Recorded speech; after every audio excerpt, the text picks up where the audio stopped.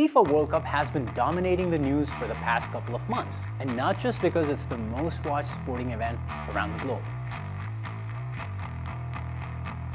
The average live TV audience for the 2018 World Cup in Russia totaled around 191 million, with the final raking in 517 million in TV viewership, and over a billion people tuning in overall. Things haven't been much different at the Qatar World Cup this year. The World Cup in Qatar had all the right ingredients throughout, providing controversy on and off the field, great football entertainment, regular David versus Goliath upsets, and more. It was just a gift that kept on giving. And even before the first football was kicked, the World Cup was doing rounds in the news. We've had allegations of human rights violations in Qatar's still evolving labor practices, the excitement of Arab nations finally getting to play host, visuals of support for the Palestinian cause, underdog Morocco's miraculous run to the semifinals, and historical wins and losses for the competing teams. All that considered, it's safe to say the 2022 World Cup is one for the history pages. And that was all before we even had the privilege of tuning into the mouth-watering France versus Argentina tie in the final. The scene was set for the widely regarded best player of the current generation, Kylian Mbappe, looking to lead the line for France as they hope to secure a rare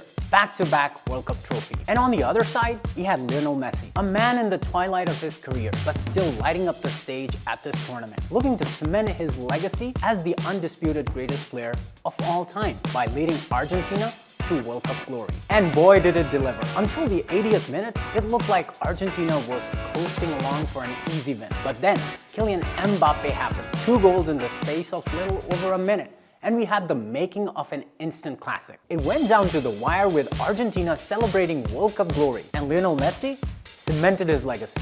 And while Messi and co managed to take the trophy home, Kylian Mbappe lived up to his name too, scoring a World Cup hat-trick. Of course, there are very few doubts he still has very many years to go at the top of his game, and we're certain he'll be vying for that trophy in another 4 years. But in the meanwhile, we figured a match ball gifted from us would at least make up as a little bit of a consolation prize. You see, we're very invested in FIFA here in Pakistan. I know, our team has yet to qualify for the World Cup, but we still have stakes in the game. In fact, Pakistan's contribution to the FIFA World Cup is not only consistent, but downright essential.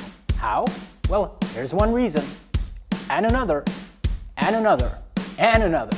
I can keep going. All of these bad boys have been made right here in Pakistan. This year's star, Al Rihla, was manufactured in Pakistan. And in fact, 12 out of the last 14 World Cups since 1982 have seen Pakistan manufacture the iconic match balls. These footballs are produced out of Sialkot, which remains one of the biggest and most sought-after sport manufacturing hubs of the world. For decades, Sialkot has been the world's largest producer of footballs. Nearly 40 million balls are made there every year and sent to different parts of the world. And the football industry in Sialkot produces approximately 70% of the world's football and employs around 60,000 people in Pakistan. So while Argentina takes the trophy home, and rightfully so, after a wonderful performance throughout the tournament, we are unabashedly proud of how well our footballs have performed in FIFA history and this World Cup. And here's to hoping, before long we can have a Pakistani team kicking a homemade football down the field at a World Cup.